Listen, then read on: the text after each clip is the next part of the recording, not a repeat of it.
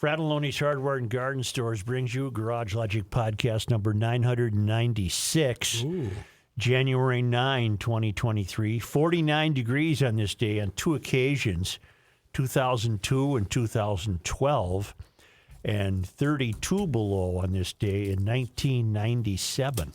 And now, from the mayor's office above the boathouse on the east shore of Spoon Lake, it's Garage Logic with Chris Reavers manning Technology Corner, Kenny Olson from the Krabby Coffee Shop, John Haidt in the newsroom, and of course, the rookie.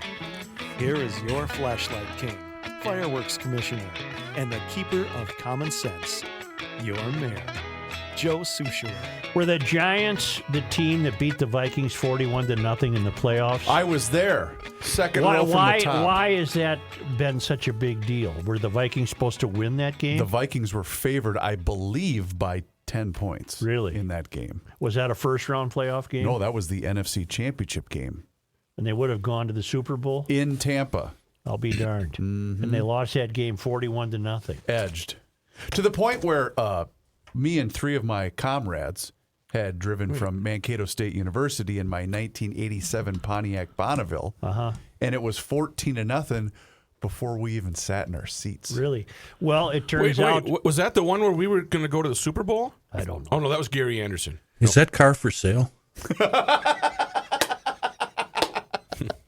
Well, it turns out that's who the Vikings place this weekend. Sunday. Sunday, they have a first-round playoff game against the New York Giants. 3:30. That's right. You going to be there? No. I have a lot of material here that we need to clean up on the old mayor's desk. Good. Hopefully you don't get a call. If I do, I'm going to take it. Right. I Show of hands, does anybody have any dental work that I got needs a to be tooth done problem I'm trying to take care of, and they might call me, and if they do, I'm answering the phone. Kenny's got a big pliers. How about you just let him That's handle about it? what I need. Yeah. I have experience in this area. Mm-hmm. You need to be asleep when this happens. Mm-hmm. That is, even if there's no pain, they'll give you the Novocaine and all that. It is the weirdest. Sedation dentistry? It is the weirdest feeling you'll ever feel. You have to pull against him as he's pulling it out, and it's literally a pliers. Sounds very I'm not dirty. losing a tooth. You said he's pulling a tooth. No, I have a root canal problem. Oh. I've had a tooth pulled before. Yeah, and it wasn't nearly as dramatic as you've just explained. Oh, are you kidding me? I'll never do that awake again. Hail the keeper of common sense. Hail you. Greetings from Central Texas. I'm pleased to announce we have our first garage door opener of 2023.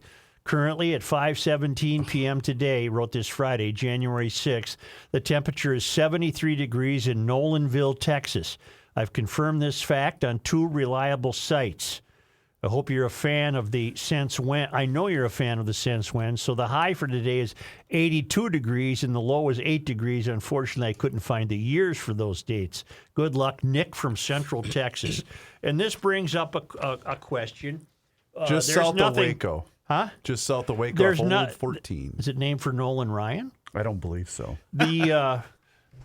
There's nothing to prevent GL'ers from having their own garage door separations anywhere in the world. Okay. You know, if you're in Spain today and it's 70 degrees, well, wait, it's got to be a Friday. This guy did it right. It was a Friday. Okay.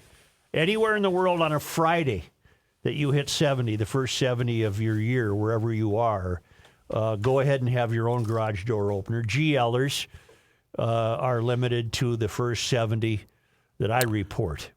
On a Friday afternoon. On a Friday, all right. I have your information. It's named after Nolan Creek, which served as the dividing line between two different counties in Texas.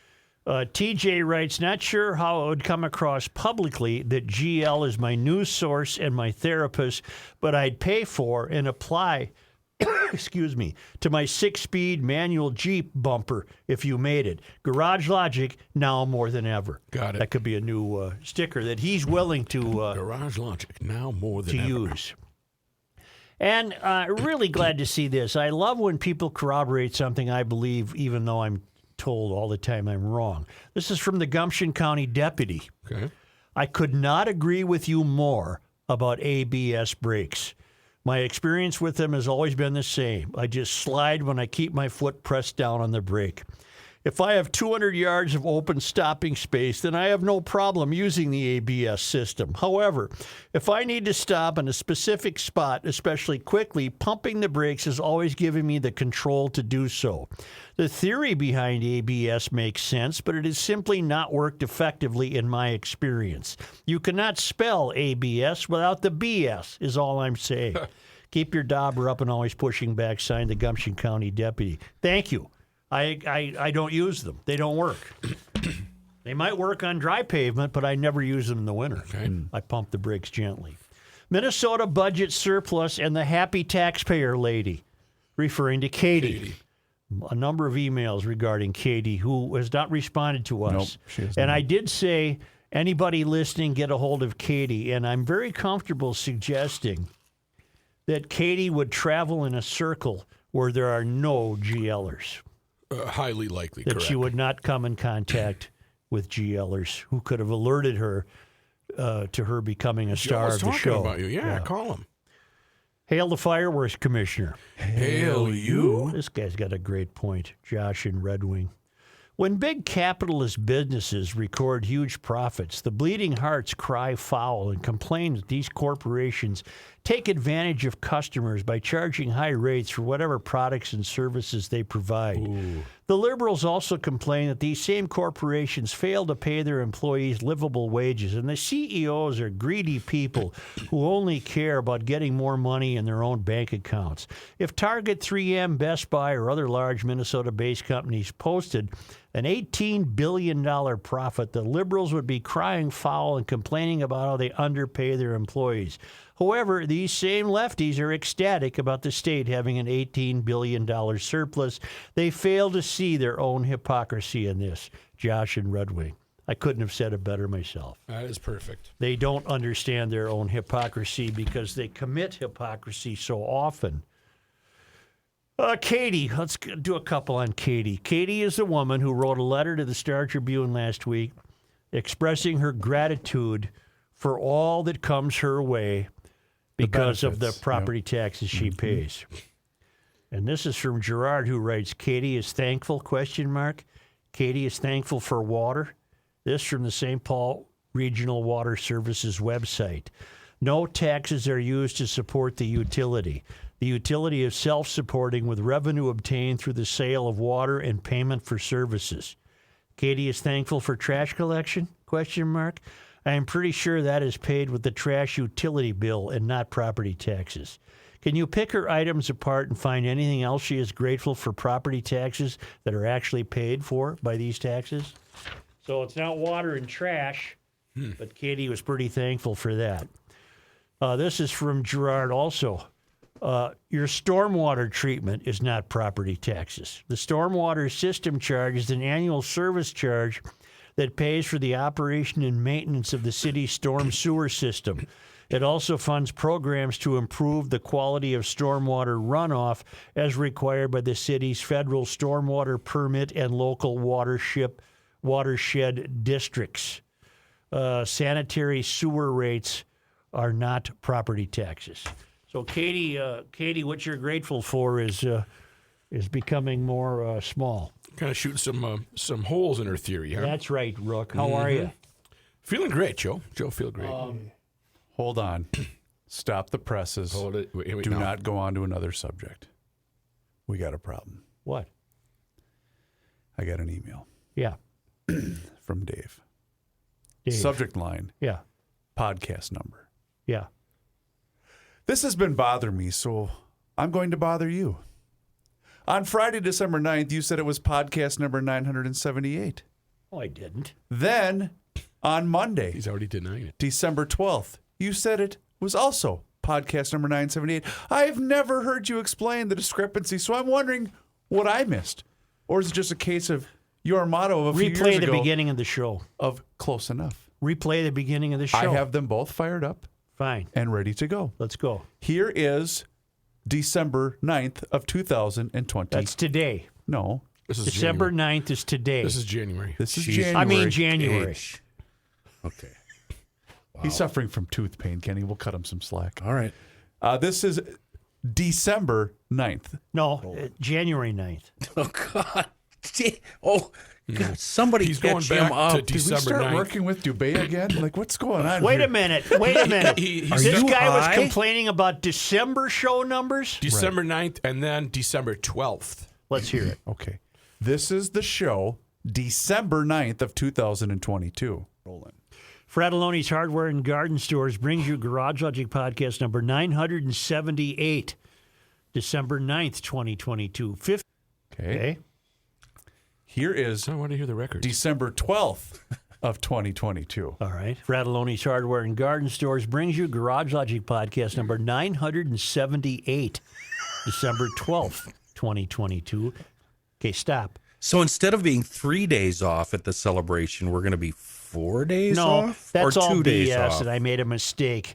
If you're current, today's number 996. Do you have that Tuesday's show queued up, Chris? Let's see. Did he jump right to 80? Let's see. Should we go to December 13th? Let's go to it's tough December getting old, huh? 13th. December 13th.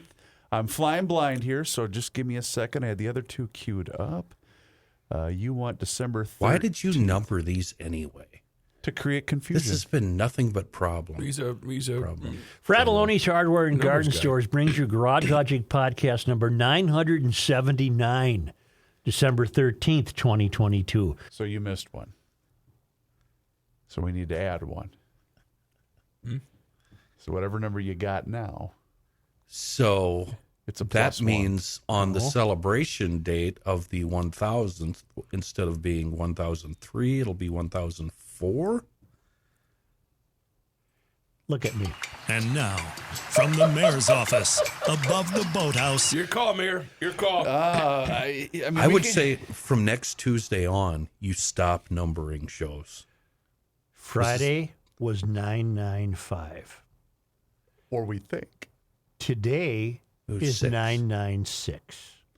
No, 7. I can't account for what happened in early December. It was a long time ago. Well, I'd like to hear you say that to the IRS when you get audited.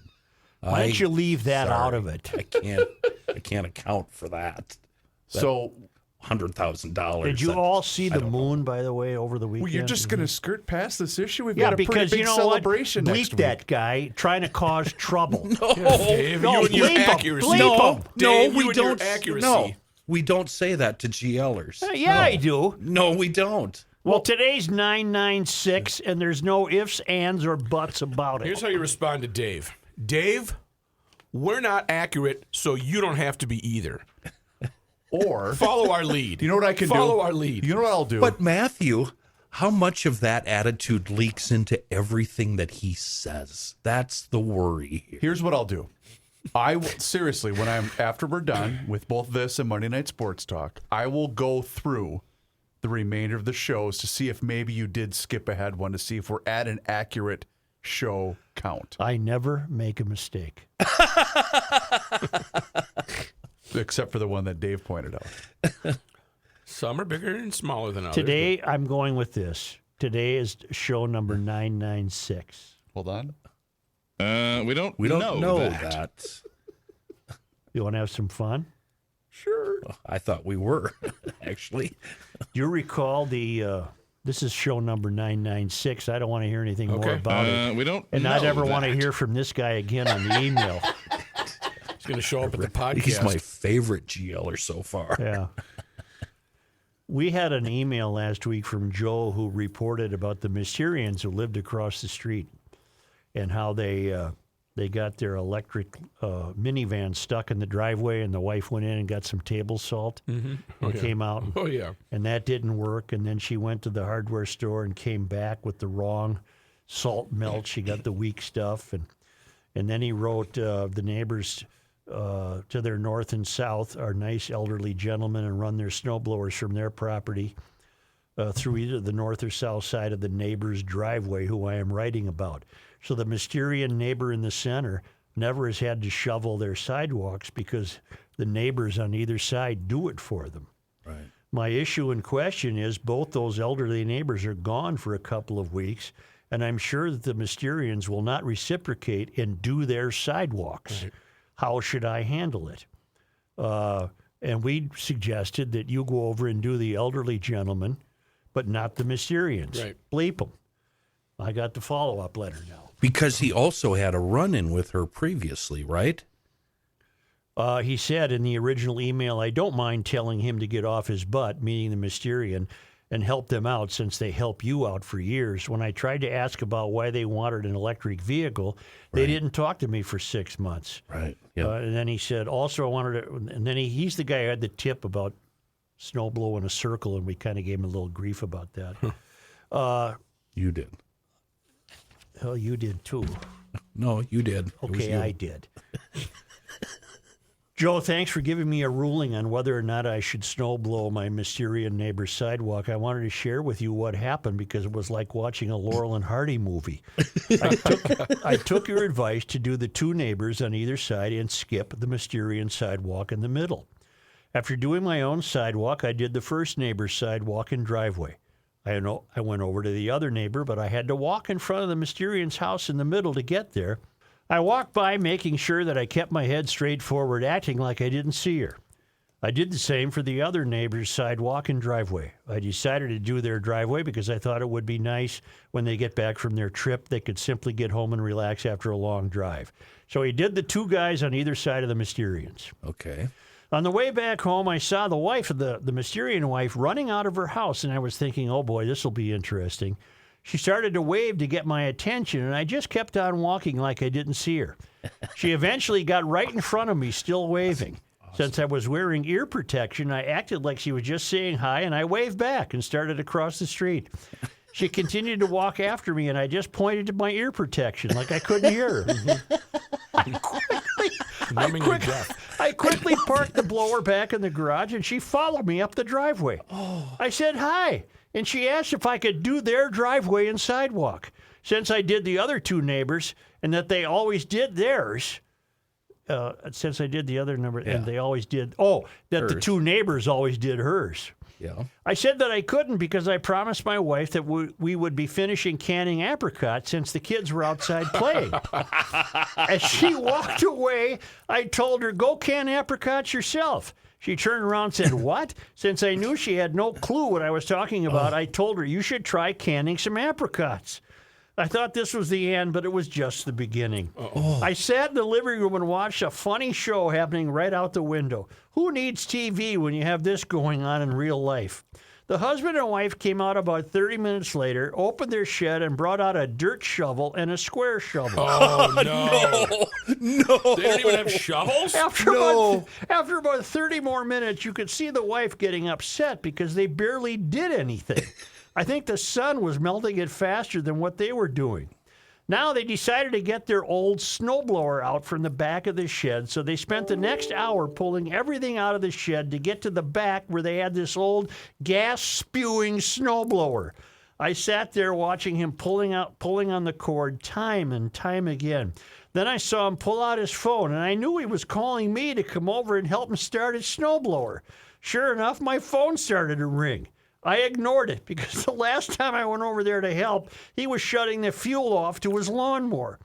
At least he has a gas-powered lawnmower, but he asked if I could come over to look at it during the summer because he couldn't keep it running. It would start but then die. I asked him to show me, and he said, well, first I choke it, then I pull the cord and release the choke. Well, what he was doing was turning off the fuel instead of the choke. I reached down and showed him. This turns off the fuel, I said. The choke is right here on the other side. So I didn't want to go over there and help him with the snowblower. Finally, I heard it start, and you should have seen all the black smoke pour out of the blower. I could hear how badly it ran or didn't run. It was a huge black and gray cloud and was backfiring constantly. It still makes me laugh. The wife was yelling at him. He did not have a clue what was going on, and then it died with one loud bang.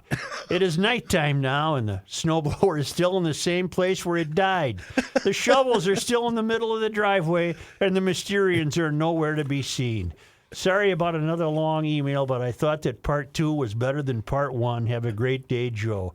Joe, that is fantastic. Wow. That's just fantastic. Email ever. You know, we think these things of Mysterians, and we sometimes think, are we guilty of hyperbole? Are we guilty of exaggerating their ineptitude? What a great story of ineptitude. I can find so many holes in the way the Mysterians are living. For example, when winter's approaching, why don't you dig the snowblower out from the back of the shed and have it ready to go? Well, again, there's no chance that they're listening and you're preaching. We all do that. Right. All of us do that. Yeah. Plus, let's throw in a little something for Seafoam here.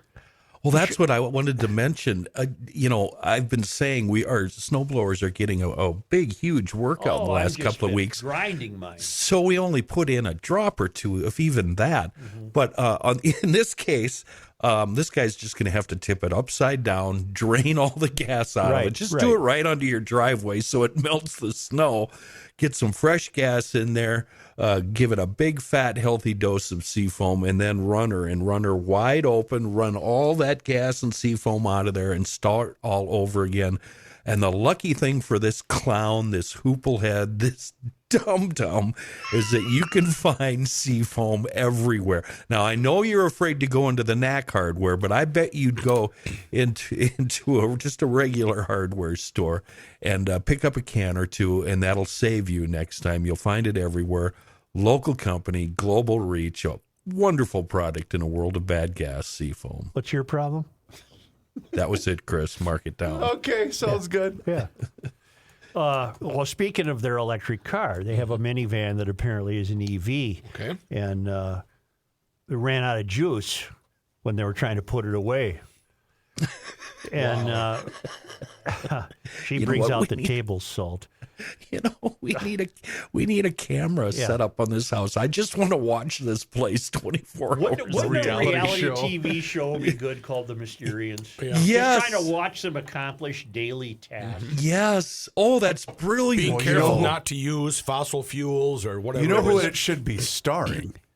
How do I open this bag of chips? Unfortunately, Pat could be a part of the show. Yes, he could. I mean, He would be the best. No, he'd be the neighbor.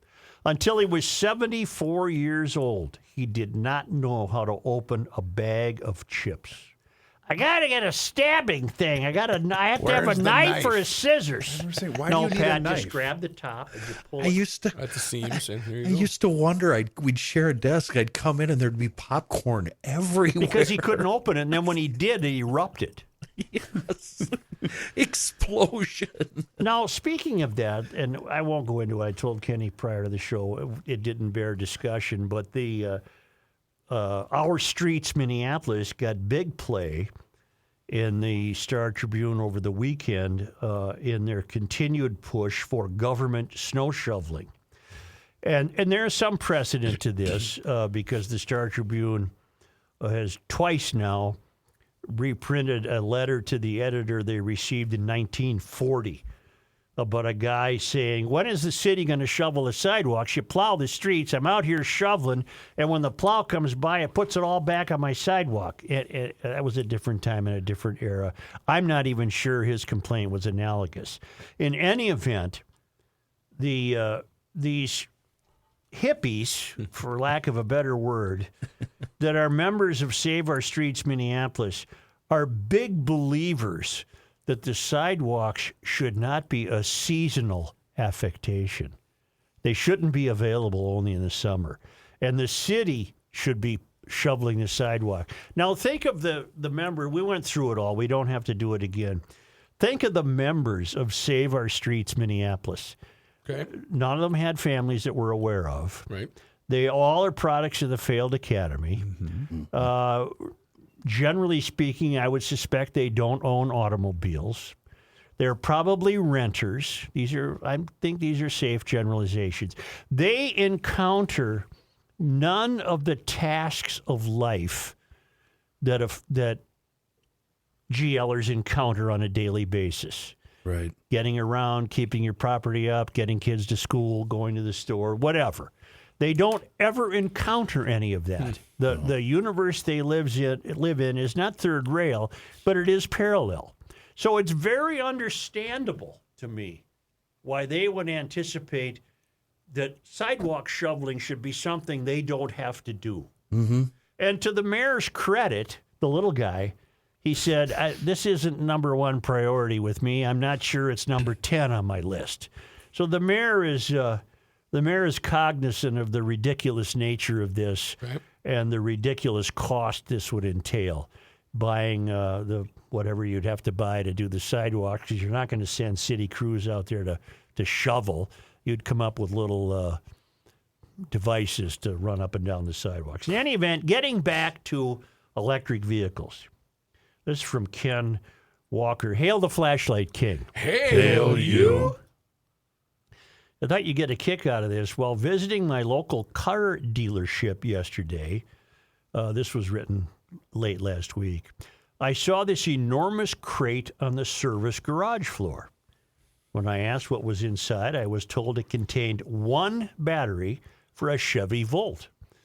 Immediately, I broke into laughter, musing to myself about the tree that must have been cut down just to build the crate.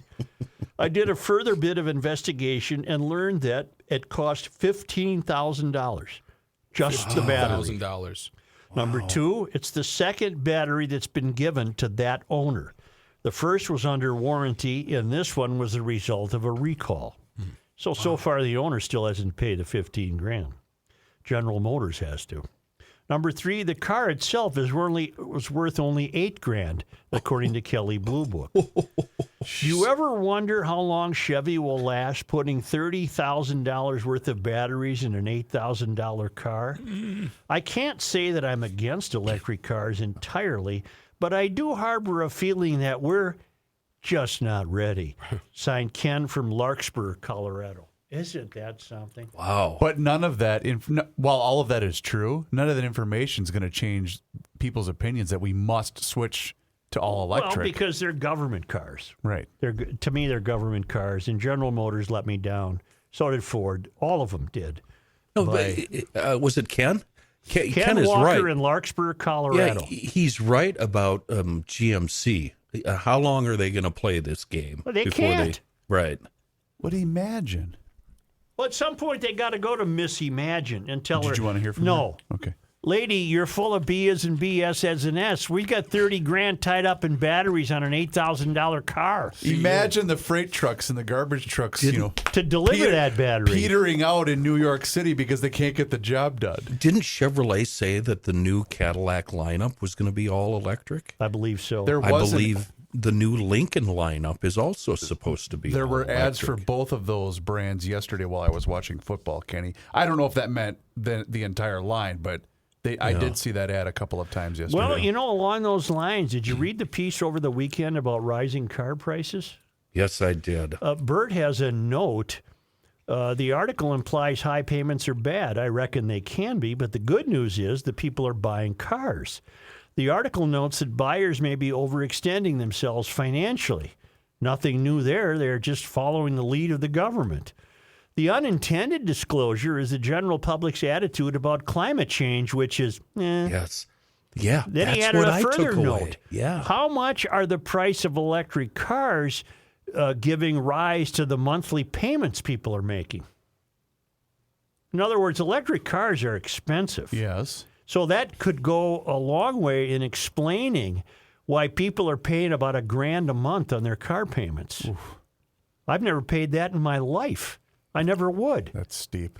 That's buying, I think they based that on a brand new Silverado with all the goodies and no money down and no trade-in, if I remember from the piece. You know what? Because a month to spend on a car. That piece really fascinated me, and I took away the same thing. I thought we were worried about the environment. I guess we're not. Yeah. And then they're blaming social media and keeping up with other people on social media. But they specifically said this isn't for a small little Honda whatever. This is for a big SUV. Well, I never will be an electric car guy for a variety of reasons, and among them, it's the government's doing. It's a government car, and the car manufacturers around the world capitulated, caved in. Hey, can we Folded back up? up. Can we back up a second? Katy, not Katy. Joe with the Euphorian neighbor. The Mysterian neighbors across the street. Yes. Where are they? What city of residence? Oh, he doesn't say. Because, boy, that sounds like they'd be in favor of our streets, keeping our streets I and our get the sidewalks. feeling it's a suburb. Yeah. Joe doesn't say, and I'm not asking him to. But you know they would be in favor Oh, of the God, city yes. taking care of them. God, yes. How do you look at those people sometimes and you wonder, how do they function? I know. Can they even change like a, I don't know, a filter in the furnace? Can they even do that? Well, even Pat can do that, but he brings the old one with him so he can find the right one on the shelf. Brings it to Home Depot Got or a big, Menards. dirty filter with him. I just write it down because of my memory issues. I just write it down. You know, Dust and and I'll crap make an anti-GL confession. I don't put the filters in. I got a guy. Do it twice a year. Air filter? Well, but Twice they a do other year? stuff to it too. Yeah. You're supposed to do it once a month. Oh, I don't know. They're pretty clean over at that It's Seabury all right. house. You gotta stop saying stuff like that when the mics are on. That's that bad does GL. Not, that does not bode well for what's over your there, knack, my your knack, knack my scale knack. thing. Yeah. Over there on Main, though, they have pretty good air. Yeah, they're right up there. No, I got a guy, and he tunes it up twice a year. That's, Yeah, but okay. I'll ask him next how time. we I'll do say, it. should I be doing these filters once a month? Oh, Joe. 6 weeks. Sorry, GL'ers. Maybe I made an error. I'm so embarrassed. All right, but you won't catch me buying a $15,000 battery for an $8,000 car. The Here, second I'm one not they that had to, stupid. The second one Chevy had to put into that thing. When would you like to take a break, mister? We can do it right now if you'd like. We got a lot of news to get to today. Let's go.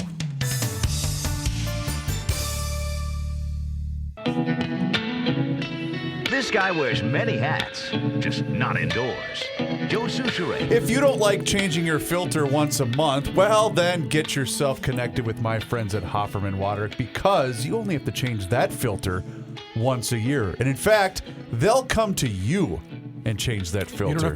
You don't have to bring the filter to them. Don't have to bring the entire thing right to them. Nope, Hofferman Water, the best. And they are a local independent water treatment dealer that services Connecticut rental units as well. Water treatment systems, that is, of course. That includes water softeners, iron, rust, and odor filtration systems, and, of course, drinking water systems. They're the best. A new system from Connecticut can do so many things that other water softeners just simply cannot do. You already know that's going to cut down on your salt usage, but did you know that it's also going to protect your appliances? And that's because bad water can affect almost every aspect of your home. You get that new system from Connecticut and Hofferman, and all of a sudden your showers are better, so is your laundry and your drinking water. So please do me a favor and get in touch with my friends at Hofferman Water today. Why don't you speak faster? I had my tummy. Connecticut system installed years ago, and it's made an amazing difference in the quality of my water. 952-894-4040. That's 952-894-4040, or just visit their website, which is HoffermanWater.com. Hofferman Water has been proudly serving the state of Minnesota for over 50 years. Tell them Garage Logic sent you their way. Okay, I just got out my December calendar. We won't dwell on this, but I think I'm correct. On December, I obviously made a mistake on December 9th and December 12th because I called both those shows 978. But if December 12th was 978, and we've taken 2 days off between now and then. We took 2 days off the week before, between Christmas and New Year's. Yep. And today's 996, which I announced. You can count it yourself. I will. Yeah. Better make sure. I know that right now GL'ers are counting. December. You will receive email on this. We discovered last week the disheartening news that we've lost a local university. Hamline is no longer a university. They fired an art professor because the art professor showed a 14th century painting or likeness of the Prophet Muhammad. And a Muslim student who, instead of being told, bleep yourself, was pandered to, and the art professor was canned. Well, it's now making news everywhere. The New good. York Times covered it. And, of course, they had difficulty with it because they don't know where their sensibilities lie. Right. So they struggled with it. But the Daily Mail got a hold of it. Okay. And they gave it the full Monty. Okay. I mean, they went all out. They will do that. Hamline University professor is fired, capital letters, for showing 14th century painting of the Prophet Muhammad to class after a Muslim student complained that it offended her religion, despite being warned before the image was put on screen. Subheads. An adjunct professor was fired after showing a painting of the Prophet Muhammad to her students, despite giving warning. Erica Lopez Prater, 42, was let go from her job at Hamline University in December. Lopez Prater had included warnings moments before and in the syllabus. Many Muslims refrain from looking at pictures of the Prophet Muhammad. Then you get to the body of the story. A Minnesota adjunct professor has been fired for showing an image of Muhammad to a class that included a Muslim student who complained. And the teacher's name we now know, and leave it to the Daily Mail. I don't think any local outlet had her name. Erica Lopez Prater, she's 42. She was let go from her position because the administration, which is useless, decided to err on the side of not offending a Muslim student. And basically what they chose was Sharia law. Many practicing Muslims, we know all that. Yeah, well, get over it. With that in mind, with knowing that many Muslim students should believe they should not see a likeness of Muhammad, Prater warned her class before she cast the image on the screen, giving them the chance to leave the room. Or close their That eyes. should weigh in her favor. That should alone just have ended the whole thing. You would think. Should have ended the whole thing. Hot damn.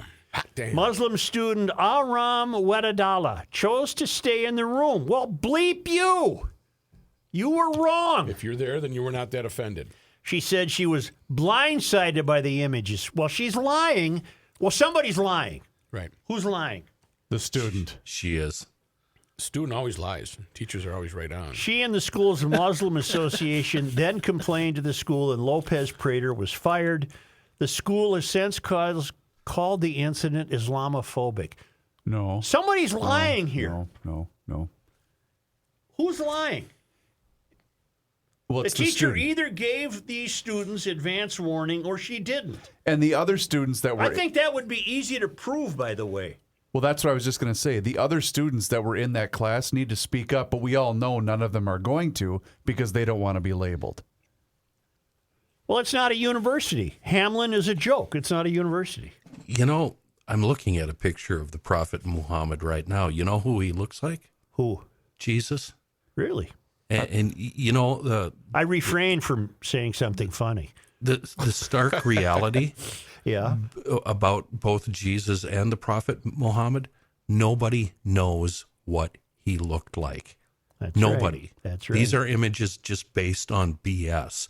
The Prophet Muhammad looks like every dude with a beard that you've ever seen. That's right. I've seen the images. And I'm allowed to because I'm not Muslim. In a letter sent out to students, Miller apologized for the incident. Who's Miller? I don't know. And said that not offending the school's Muslim students is incredibly important. Never mind due diligence and First Amendment rights. Right. How far do we have to protect them? I don't understand that.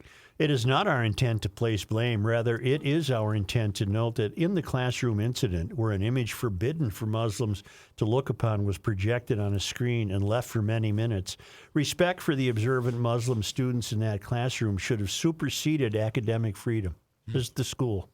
It's not a school.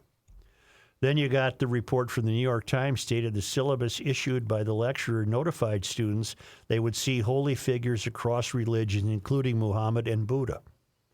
Lopez Prater allegedly gave students heads up. See, the Times goes allegedly. Lopez Prater allegedly gave students the heads up moments before the pictures were shown, giving them another chance to leave the room if they didn't feel like looking at the picture. Again, no students brought any concern or exited the classroom during the October lecture. Despite the warning, senior Aram Wedadala, a Muslim, said she was blindsided by the image. Boy, it didn't take her long to feel entitled, did it? Right. She's from the Sudan. I'm like, this can't be real, she said. Yeah, quit using the word like, you moron. Was she like that? Yeah, or she's something similar to that. As a Muslim and a black person, I don't feel like I belong. Oh, God, give me some patience here. And I don't think I'll ever belong in it. Well, then leave. Go back to Sudan then. I don't think I'm being Go back to xenophobic. Sudan where you're a Easy, second-class citizen. Well, really, lady, get the hell out of the school. She is, conveniently enough, a member of the Muslim Student Association, and she gained support from Muslim students who were not in the class, but called the incident an attack on their religion. Nope. I'm reading about depictions of Muhammad on Wikipedia. The Quran does not explicitly or implicitly forbid images of Muhammad. The Ahadith, which is supplemental teachings, presents an ambiguous picture, but there are few that have explicitly prohibited Muslims from creating visual depictions of human figures. After the class ended, Wadatala stuck around to speak with Lopez Prater. The conversation prompted the professor to send an email to her department head, Allison Baker, to give her a heads up about the situation. Baker, the chair of the Digital and Studio Art Department, responded by saying, "It sounded like you did everything right. I believe in academic freedom, so you have my support," Baker wrote. The group demanded officials take action, and the movement led to Lopez Prater, a first-time adjunct, not being welcomed back for the spring semester.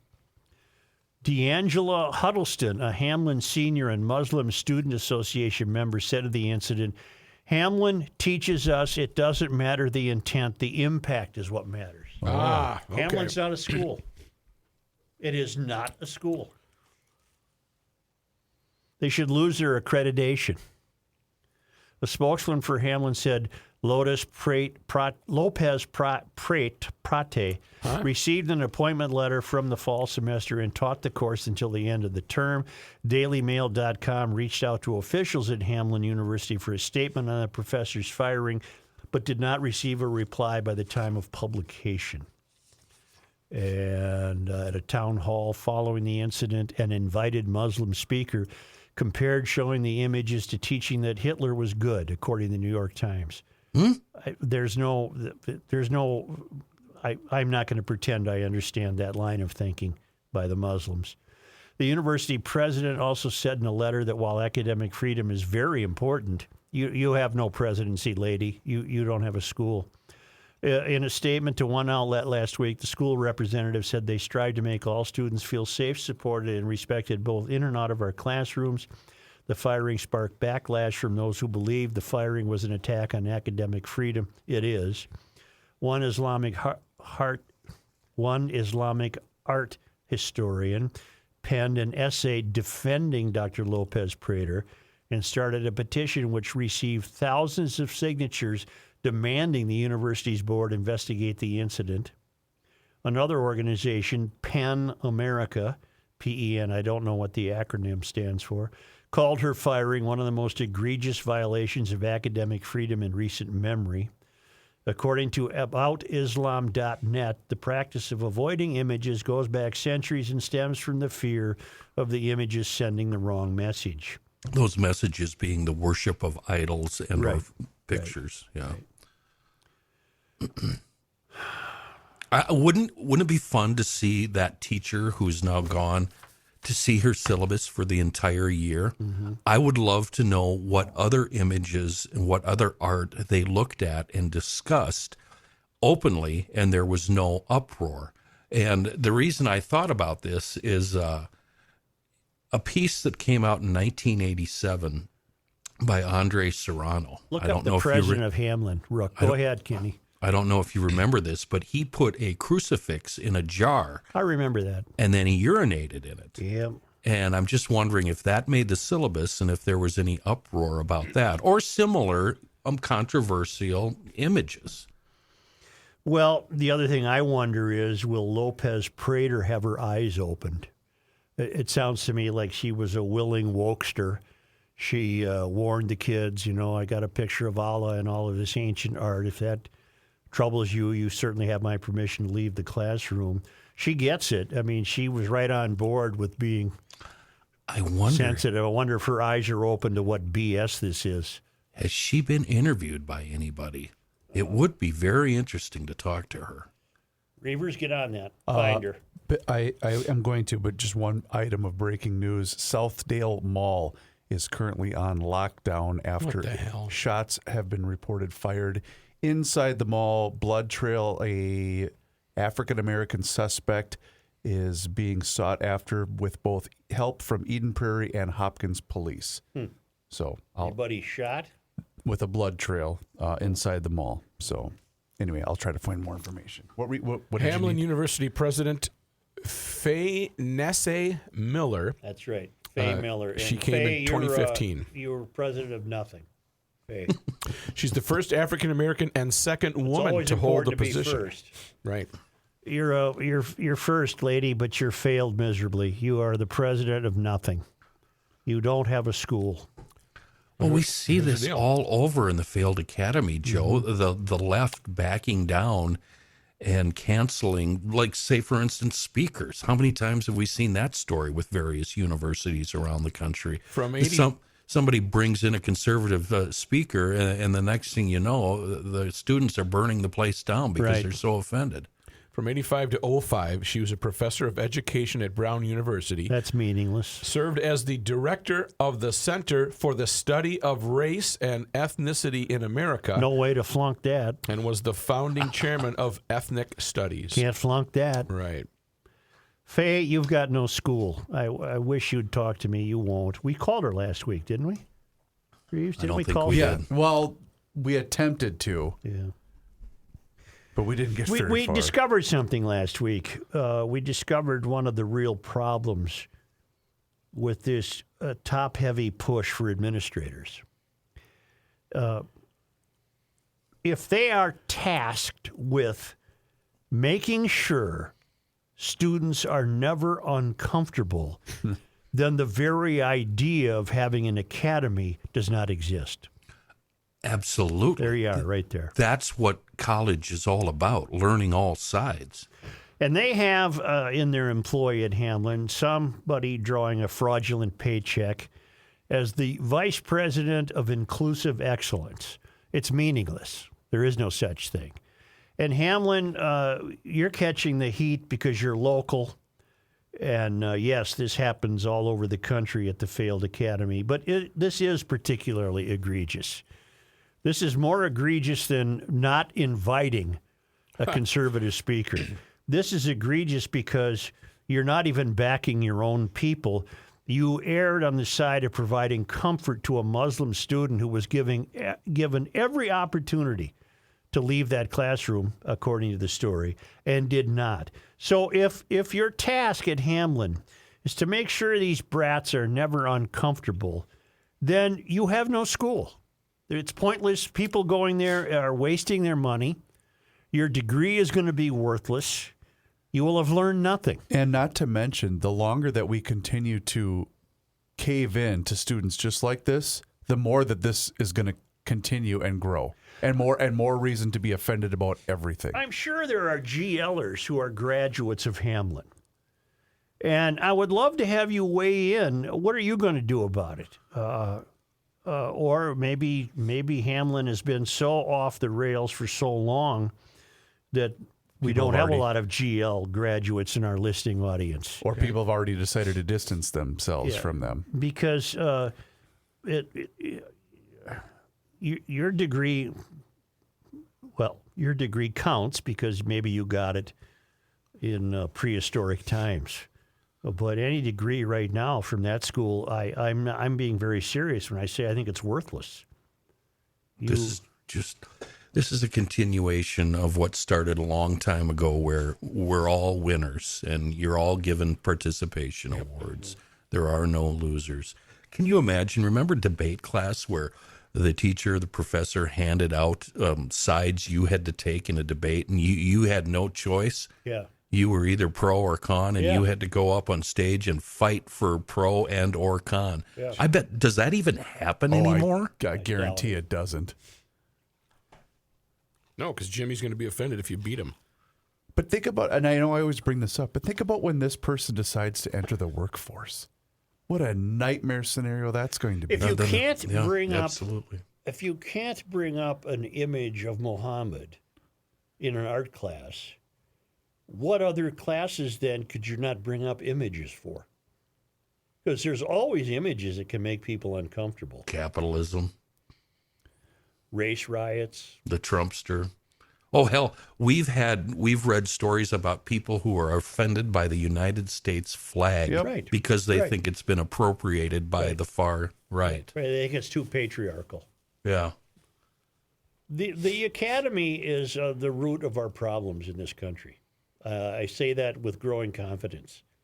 The academy is It might be delivered ground unto us. It's ground zero, Suit. It's ground zero. I mean, you say it started with librarians, but they were campus librarians. Right. It's depressing. It really is to think this. And schools, I think, that haven't gone as far as Hamline, they're right on the cutting edge. They're right on the razor's edge of committing this same sin themselves. It won't surprise me to learn that maybe this will come up elsewhere in another school. Not the Mohammed situation, but some situation where a professor gets canned because students were made uncomfortable. Again, if Brett Weinstein. your task is to guarantee the comfort of a student, that has nothing to do with learning anything. It was Brett and Heather, Evergreen University Yeah. in Oregon. Yep. Yeah. They got cast. Yeah. Hamline, $100.6 million endowment.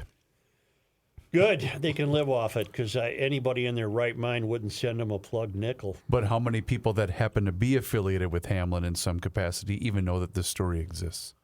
Well, it's been in both papers locally. But it goes back to not enough people are really paying that close attention. No. Or they see it involved a Muslim student and they think, well, I better go along with it because I also don't want to be labeled. You know, I have fun with the Daily Mail. It's a daily bulletin board of gossip and pictures of good-looking women and what have you. It's a tabloid. But honest to God, when they get onto something, they take names. They dig. They take names and get pictures and everything else. And I don't doubt a word I read in this story in the Daily Mail. And when they think they're faltering, they'll fall back on somebody else who covered it and quote them, like the New York Times, which struggled mightily with this story. They didn't know where to be because it's the Times, and they're virtually useless. They're the failed Academy of Newspapers. Hamline, you have no school. And I think this is the appropriate time. Would you like to hear from a non-binary teacher explaining how sad it is that parents teach their kids that there's only two genders? what are you talking about? We were Well, talking about the education. This is right in. Thank you, yeah, Kenny. I Thank do want to hear. Yes. This Stuart. So, something that happened the other day was I was in class, and the students all call me Coach Kelly. And a common question to ask is, why are you called Coach Kelly? Do you actually coach anything? And I'm like, yeah, I do. But you call me Coach Kelly because Can we I'm not a fast woman in forward? hands. I'm not I can't listen Mrs. to or Mr. I'm Coach. And Sorry. I didn't know Get that there was listen to it off the air. Where- Get where to the is good she part from? because I want to hear what she says about that. What's that, Joe? Where is she from? Coach Kelly? Yeah. Is it a she? Well, she doesn't identify as either, Well, then she's got mental illness. I'd say. That's just right in line with everything we've talked about Right. at the failed academy. Academy, yeah. She's in charge of your kids. How you doing over there? Well, go ahead and play it. Well, it's got the music underneath, so I'm gonna scan it. Well, where did you get it? It's from an account I follow called the Libs of TikTok, which is spectacular. I don't want to do TikTok. I don't believe in it. But that account exposes all of the various things Right, that right. we happen to talk about on this show. Well, we got trouble in St. Louis Park. I saw that. Big problem in St. Louis Park. Crime, shootings. The shootings, you say? No. No. Well, wait. Crime, you say? Southdale is pretty close to St. Louis Park. No, It's on Southdale's lockdown. Edina. It said it's pretty close to St. Louis Park, and it's currently on lockdown.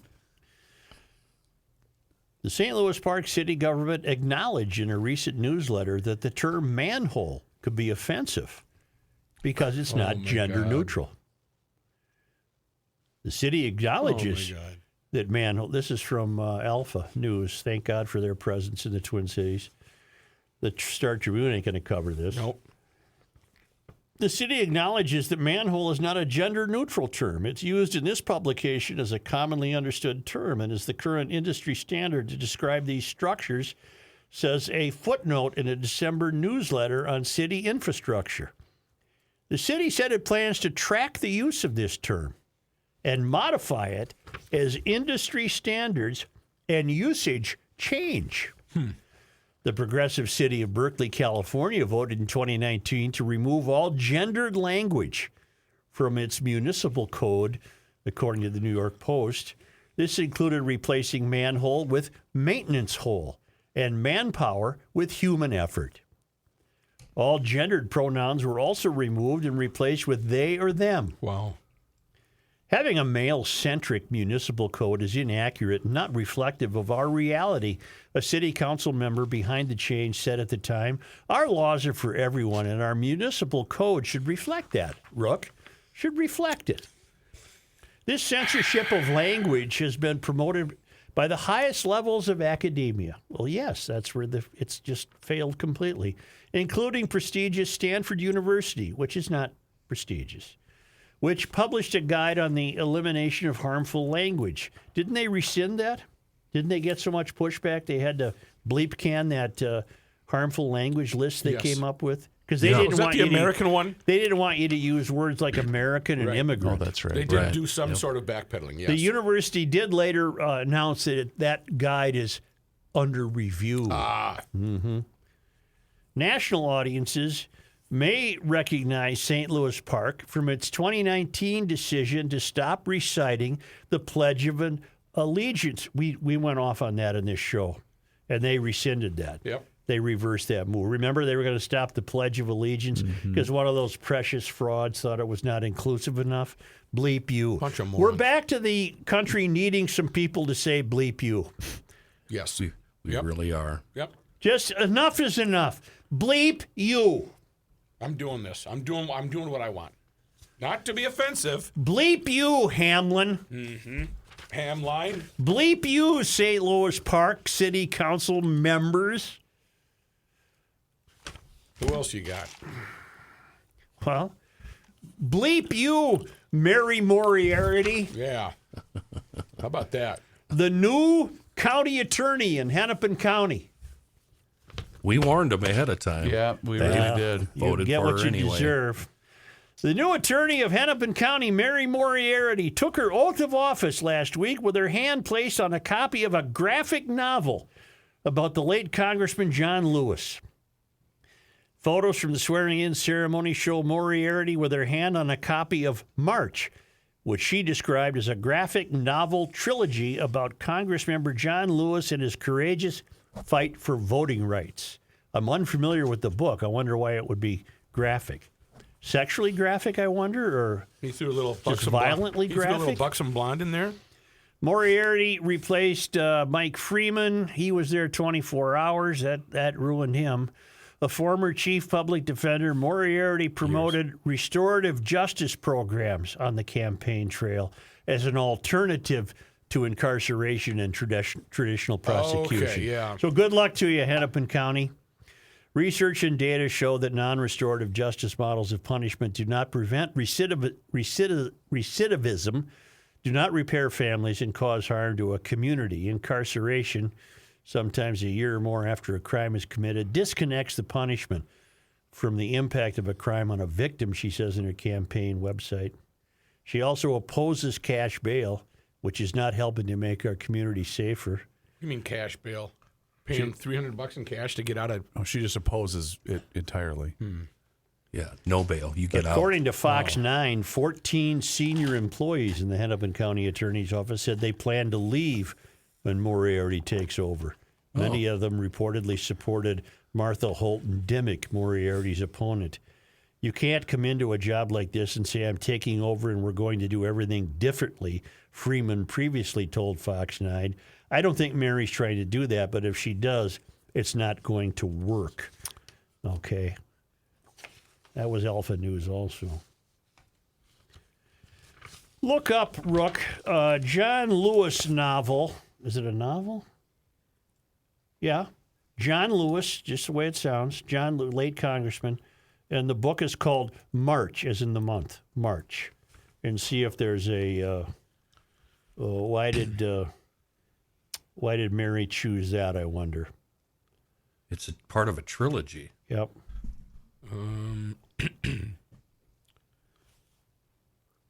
Because am I supposed Before to he be... became a respected congressman, John Lewis, just the ad jumped in there. John Lewis was clubbed, gassed, and arrested over 40 times. just see if you can find the book. The book what called March. Yeah, I got What it. do you want to know? There's three. What's it about? Okay, like I said, he's Is it about canning apricots? No, nearly killed by angry mob state police, all while nonviolently protesting racial discrimination. He marched side by side with Martin Luther King as the youngest leader of the civil rights movement that would change a nation forever. It's 560 pages. I don't have a synopsis. This, from what I've read about these three books, I mean, the books sound really actually fascinating and interesting. Mm-hmm. What she did, though, is the pure definition of virtue signaling. Well, absolutely. That's all that was. Am I supposed to be Because she's impressed? she's some cracker from the Midwest who wants to turn criminals free, which has nothing to do with John Lewis and his struggles. The graphic novel series is powerful and moving, does not shy away from the hateful, hurtful language used. There was the word graphic again. I'm taking it that must refer to maybe the language he uses in the novel. I think so. And maybe the brutality he encountered. Yes, Yeah. I think so. Well, Mary, I'm not impressed. You strike me as someone who is the opposite pole of Garage Logic. There's Garage Logic up here, and there's Mary Moriarty way at the other end of the pole. Look at me! Look at me! I'm a cracker. I'm a middle-aged white lady, and I'm fighting for you. I probably was raised Irish Catholic, and I'm so ashamed of that I can't stand it. Yep. Oh, God, I don't know what she was raised. They hate themselves. When things don't get better, in fact, when they get worse, they will then blame it on something else, right? Yeah. I got a whole bunch of reviews here. An essential read for those looking to get a grasp on the civil rights movement and John Lewis's prominent role in it. Andrew Aiden's straightforward storytelling is complemented wonderfully by Nate Powell's evocative artwork. It's a series of violence, death, and racism, yet there's a strain of hope and inspiration running through it. Ultimately, it's a beautiful tribute to its co-author, John Lewis. There's no doubt from reading the synopsis of all three that it is a really good read. And if you want to learn what happened, this would be the series to read. And there's one last one here. Hell of a read. Couldn't put it down. Larry King. Is that right? He never met a book he didn't like, right? You could always get Larry to endorse He couldn't even read. could he? Right. ... I never put it down. Why don't you take a time out? I have to go to the men's room. Friends, this is Larry King.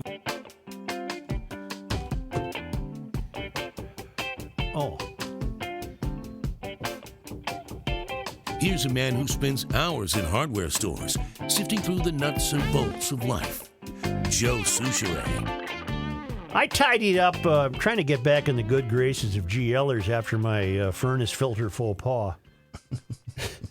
I tidied up my space management pretty good. It'll never be award-winning because cars drove on it too often before I could get to it.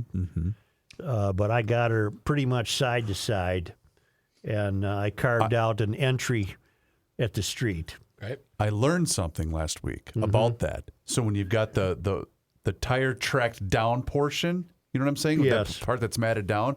I purchased at my Eden Prairie Fratelloni's the long, is it graphite or what type of snow shovel where it's just the long blade, okay? As you continue to use it, it wears to a point where it's almost like a fine point. Exactly, it sharpens so you can scrape underneath that. I did not know that. That's interesting. Well, I'm saying you need one of those. He won't do that.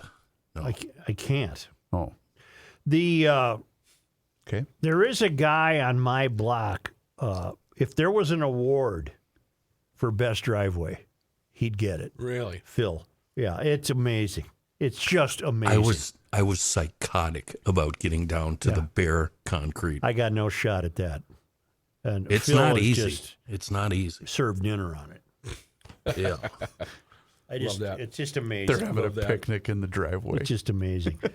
Did you watch this bleep show Friday night of these idiots trying to get themselves a Speaker of the House? Oh, my God. Did you see any of that? No. Yes, I'm aware of it, but I did not watch 24/7 coverage. Well, I don't know what to think of McCarthy, but he just went up in my eyes. Kevin McCarthy got the gig, but he surrendered so much. To me, it sounds like he's helpless. Okay. But Ilhan Omar doesn't like him. Of course. So therefore, he just went up a notch. If you are not with me, you are against me. She said Sunday she condemned Kevin McCarthy because he plans to kick her off the House Foreign Affairs Committee. I like him. Omar was asked about McCarthy's repeated promises to yank her committee assignments during an appearance on MSNBC's Yasmin Vazugain Reports. I'm unaware of that show. Vazugian, Yasmin, has a show on MSNBC, and Omar deigned to go on that show, I guess.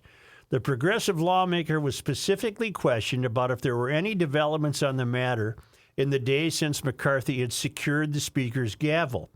I have not received any updates, Omar said. It is my understanding that we obviously have to get the rules package done. Hopefully Monday when we reconvene, meaning today, that is on top of the agenda, and then the different caucuses, our caucuses in their conference will make appointments to committees, and we will go from there. All right. What else does this say? This is from the Washington Times.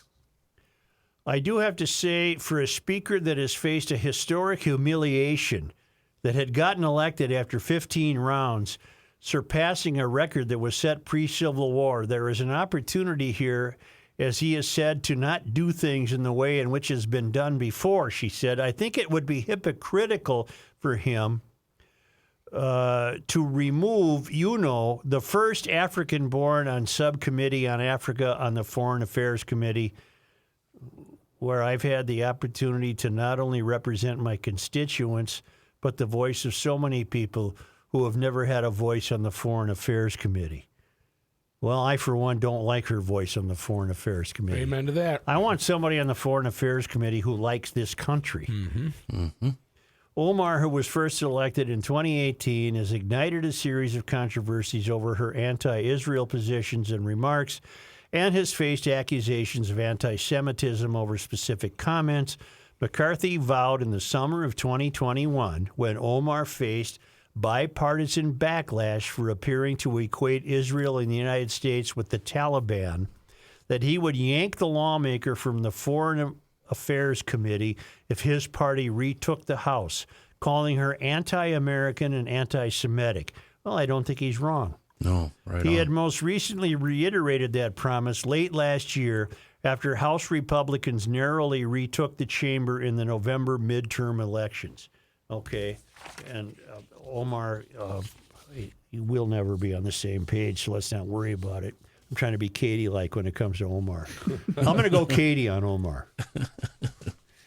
Well, what I noticed, paying peripheral attention to those doings Friday night, that, again, this was theater. Inside baseball theater for them arranging their own nests, and it had nothing to do with us.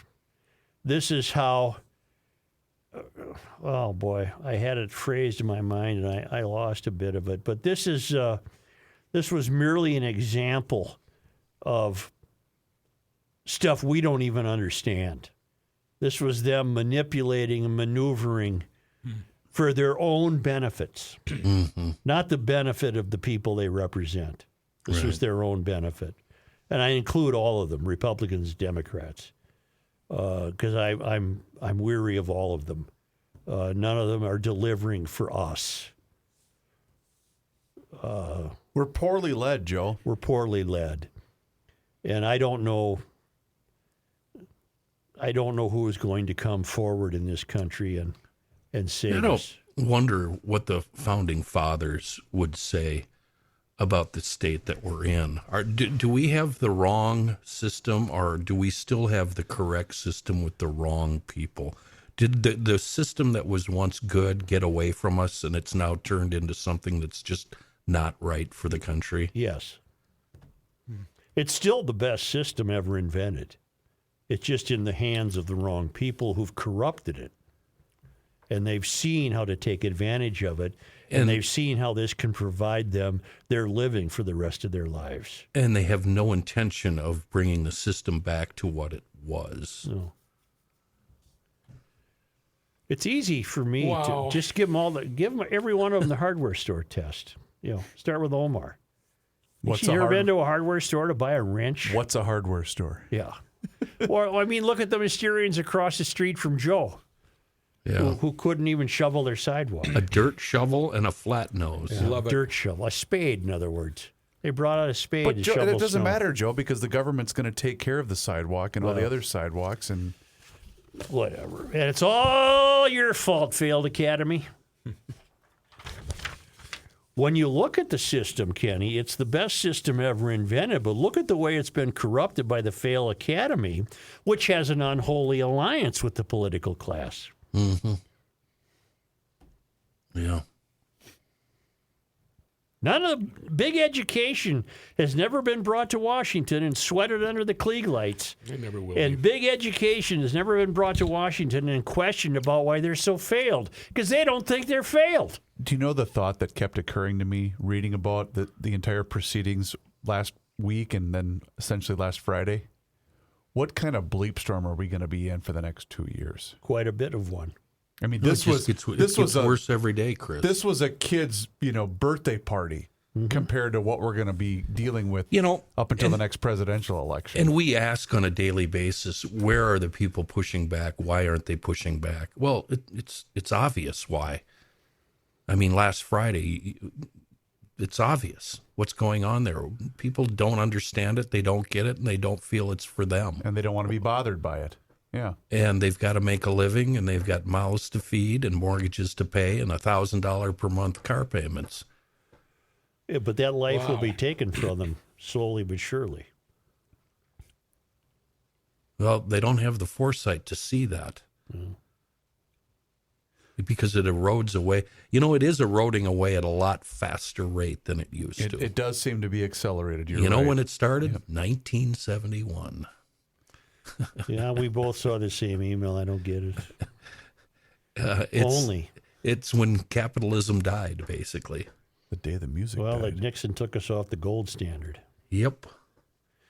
Only because they come to us all the way from Marloth Park in Mpumalanga, South Africa. But you got to give us something positive here. We cannot end like this.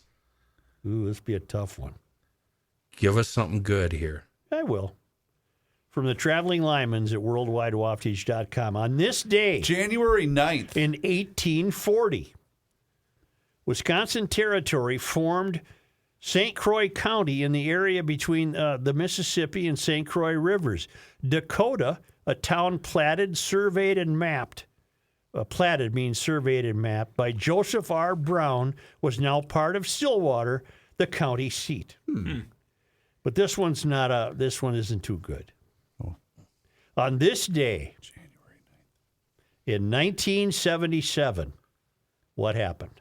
Elvis died. Nope, I know. No, he died Elvis's in August of birthday. 77. This was the last time the Vikings appeared in a Super Bowl. How would you know that? Because I have a pennant. My father was at this game, and I have a pennant with that date. Your father was at the Rose Bowl? He went to the Rose Bowl for the Super Bowl.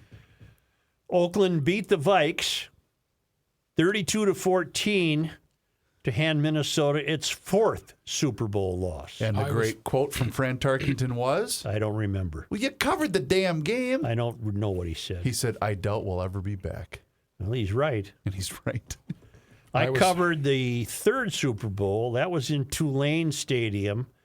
They were defeated by, don't tell me, Pittsburgh. I didn't cover the first 2. The first one was Kansas City. Yep. They lost to Kansas City. And the second one, did they lose to Miami? Yes. In Houston, I believe. Hello, Houston. And what I remember from that is the Vikings were complaining because they had birds in their locker room. They had such a crummy locker room that birds were coming through the windows. What were you going to say, Rook? Like a Fleet Farm store. Yeah. But I covered the one in Tulane and the one in, what do you call it? Pasadena. Rose Bowl. Miami was Super Bowl 8. What year? 70. January 13th, 1974. 74. Rice Stadium. Yeah, I was at the paper, but I would not have been sent to that. 24/7, and that was... And when you were in the Rose Bowl press box, you set a land speed record getting out of it. No, that was while covering a Rose Bowl. Oh, okay. Gotcha. Been there many times. That's the one Jim Langer was on that team. I covered a couple Super Bowls at the Rose Bowl. The Rams were in a Rose Bowl Super Bowl. The Vikes were in a Rose Bowl Super Bowl. Then I covered a Rose Bowl at the. Okay.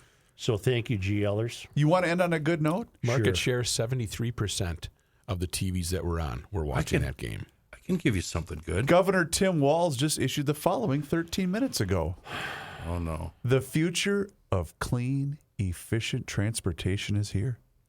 And this electric fire truck manufactured right here in Wyoming, Minnesota is proof that our state is poised to lead in a clean energy economy. He's lying. Thanks for giving me a ride. Looks like a neat fire truck, too. God bless the people in Wyoming. I'm glad they're employed putting together fire trucks, but electric vehicles do nothing for the planet, if that's your objective. They do nothing for the planet. A couple of famous birthdays that should put a smile on your face. Jimmy Page. 79. Muggsy Bogues. I don't know Muggsy Bogues, do I? Basketball player, 5'2". Remember Muggsy? Yeah, Little I do guy. now, yeah. Yeah. Awesome guy, hard worker, good player. Yeah.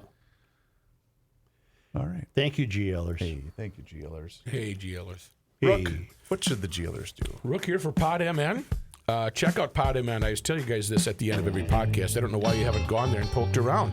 Just go see. You don't know what you're looking for. You might just stumble on something that's going to entertain and educate you. Pod MN. Then sneak over to our YouTube page. Subscribe to Garage Logic on the YouTube page, and you'll be entertained with videos from way back and some current. Then the most important, get the word out on this Garage Logic Town Council.